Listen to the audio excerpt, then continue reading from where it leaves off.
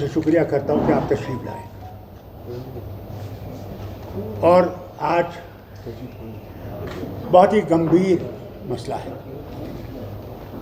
जो लद्दाख में हुआ, खासकर लेह में, जो वहाँ पे बच्चे निकल आए। उसकी वजह ये थी कि वो 14 दिन से वहाँ पे भूख हड़ताल में थे। उसमें एक बुज़ुर्ग और उसकी बीवी भी थी।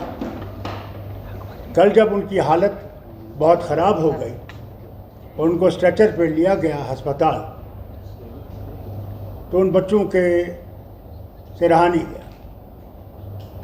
5 साल से वो वहाँ पे खामोशी से एहतजाज कर रहे हैं कि उन्हें 6th शेड्यूल और स्टेटहुड मिलना चाहिए। और उन्होंने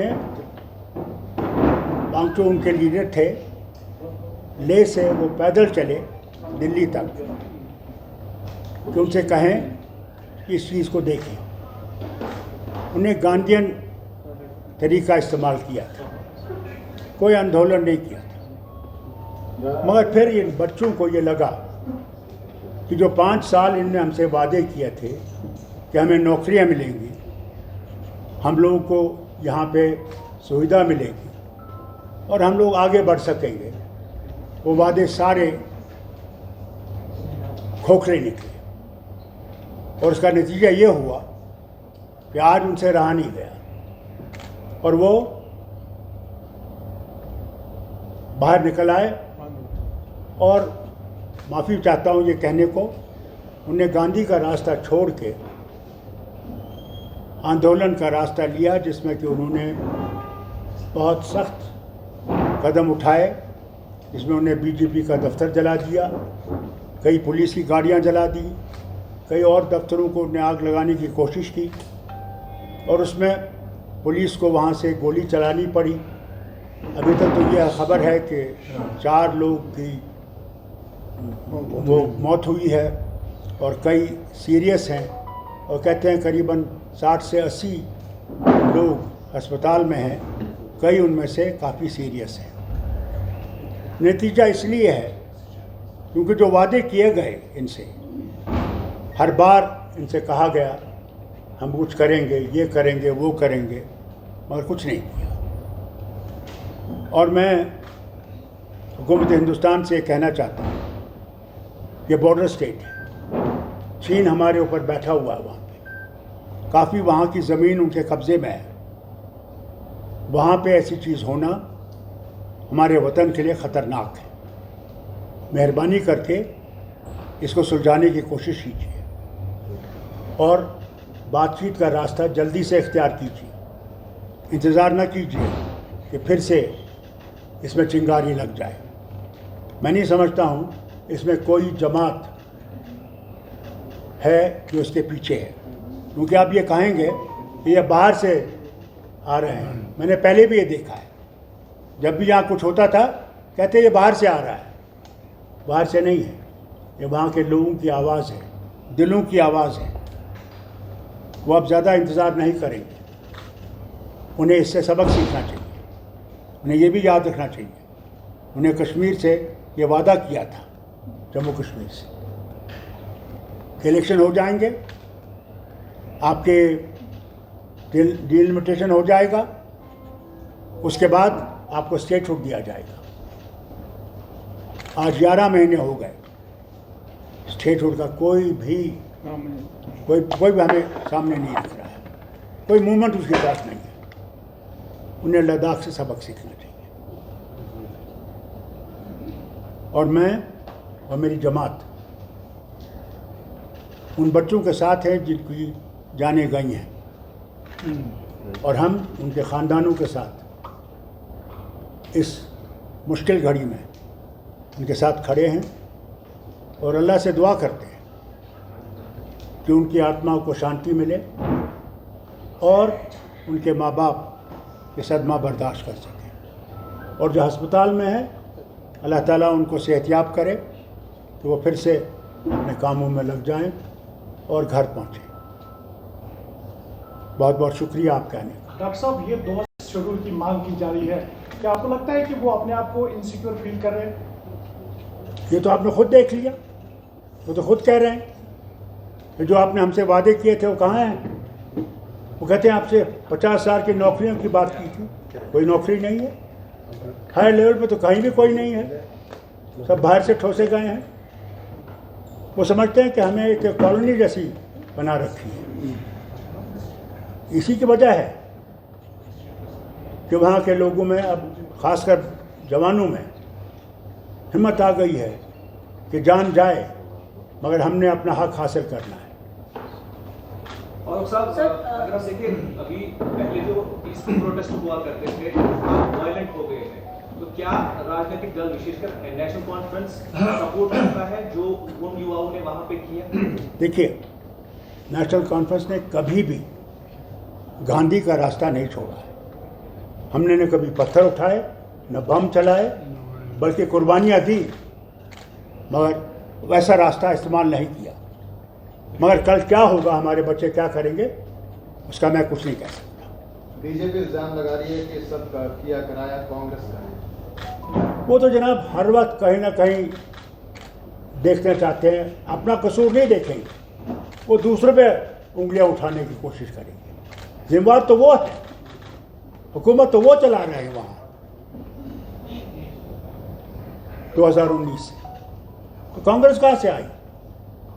कांग्रेस तो वहाँ 5,000 क्या 10 आदमियों को जमा नहीं कर सकते। ये कांग्रेस का नहीं है, वहाँ लोगों के खुद के दिलों की आवाज़ है। किसी के ऊपर उंगली मत उठाइए, बल्कि सुलझाने की बात कीजिए, उलझाने की बात मत कीजिए। सर, एमएजी का कहना है कि जो सोनम वांगचुक है, उनकी स्पीचेस जो थे वो प्रोवोकेटिव थे, उनकी वजह से जो वहाँ के यूथ है वो उस वजह से मैं आपको ये बताऊं, ये सब गलत बयानी है इनकी। मुल्क के लोगों को वो सच्चाई से दूर रखने की। वांगचुक ने कभी भी गांधी के रास्ते को नहीं छोड़ा, मगर आज हमारे बच्चों ने वहाँ पे वांगचुक को साइड पर रख दिया और कहा ये रास्ता नहीं चलेगा।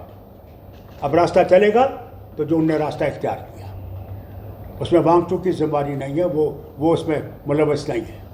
Sir, CBI has initiated an inquiry into Sonam Wangchuk. Let me tell you, उन्होंने जब इलेक्शन हार गए वहाँ पे, उनने उन लोगों पे, कई लोगों पे वो ड्रैकोनियन लॉ लगाया, सेफ्टी लॉ, जेलों में रखा उनको, क्या क्या घरों में गए तकलीफें देने के लिए, क्योंकि इनका बीजेपी का आदमी जीता नहीं था।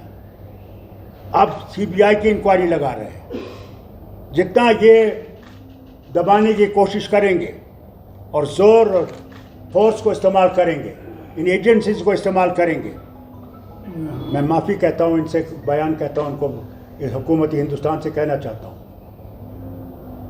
वो गड़ा फट रहा है, फट गया है। अब आप ताकत को इस्तेमाल मत कीजिए, बहुत हो गया ताकत। अब बातचीत का रास्ता इस्तेमाल कीजिए और आगे चलिए। सिर्फ हवा में बात मत करिए।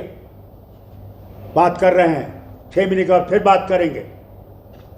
अब नतीजे पे आइए, क्या देने को आप तैयार हैं, वो सवाल है। डॉक्टर साहब, अभी कल सोनम वांगचुक ने ये कहा था कि ये जन जी का आंदोलन है, तो आपको लगता है कि Ladakh is heading towards like situation Nepal and Bangladesh, उस पर क्या कहेंगे आप? देखिए, Nepal is different, Bangladesh is, they are two independent countries. Here it's our nation, we are the nation itself, the leaders in Delhi are responsible for what has happened in Ladakh. They kept on talking without putting anything in front. So what do you expect those young people to do? They waited, 5 years they waited, hoping that Delhi will wake up and will take into consideration the inner feelings. They feel let down, nothing else. And I think Delhi must move faster in solving these problems of Ladakh. Doctor साहब, आपने कहा कि वहाँ पे जो ज़मीनें हैं वो दुश्मन चाइना के कब्जे में है, और अगर मरकजी सरकार की तरफ देखें वो कहती है कि चाइना के पास कोई भी ज़मीन नहीं है, कब्जे में नहीं है। कैसे आप इस चीज़ को देख रहे हैं? इसके बारे में ये बात कहूँगा, अगर उनके पास कोई ज़मीन नहीं है फिर वो क्यों कहते हैं कि ये जो हिस्सा हमारा है? सारी दुनिया जानती है कितनी ज़मीन उनके पास है। हम लोग पेट्रोल ही नहीं कर सकते थे अपने इलाके में। कब तक हम झूठ का सहारा लेंगे? वक्त आ गया कि सच्चाई चलिए, सच्चाई पर चलें तो हो सकता है हम अपने वतन को मजबूत करेंगे। झूठ कब तक चलेगा? एक दिन तो झूठ टूट ही जाता है। और डॉक्टर साहब, आपने कहा शुक्रिया। बॉर्डर स्टेट है सलाम। सर आपने कहा कि बॉर्डर स्टेट है, और अगर सेंटर जो है प्रॉपरली इस चीज को, इस प्रोटेस्ट को रिस्पॉन्ड नहीं करता, आपको नहीं लगता कि चाइना के लिए एक और मौका मिल जाएगा हमारी इन स्पेस में आने का? भैया, somebody will fill the gap and it's a very sensitive area, जबरदस्त सेंसिटिव एरिया है। लद्दाख जो है वो क्लेम करते हैं, वो मैकमोहन लाइन को नहीं मानते हैं जवाहरलाल नेहरू के वक्त से। वो कहते हैं मैकमोहन लाइन हमें मंजूर नहीं है। अभी प्रधानमंत्री गए थे चाइना, क्यों गए थे? कि इससे रिश्ता बेहतर बने, इस मुसीबत से हम निकलें। एक तरफ से अमेरिका हमारे पीछे पड़ा हुआ है, फिर रूसी तेल जो है हम खरीद रहे हैं।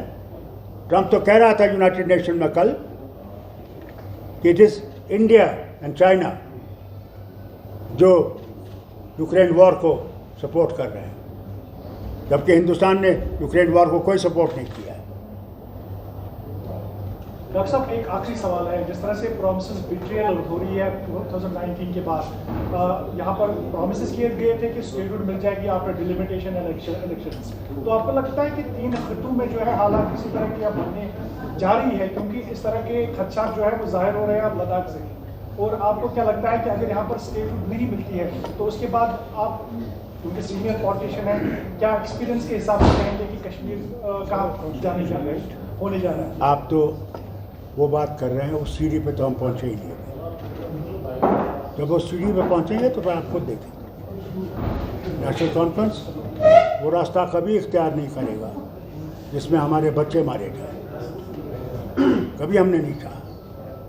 जब मेरी हुकूमत 84 में डिसमिस की गई थी, और आपने नेहरू साहब की किताब पढ़ी, जो गवर्नर थे, वो समझते थे कि मैं आग लगा दूंगा कश्मीर को अपनी कुर्सी के लिए। मैंने कुर्सी को लात मारी, मगर अपनी जाने लोगों की, बेगुनाहों की मैंने कुर्बान करने के तैयार नहीं था। और आज भी मैं उसी रास्ते पर हूँ। मैं नहीं चाहूँगा कि जम्मू कश्मीर का कोई भी मारा जाए। अल्लाह हाफ़िज़।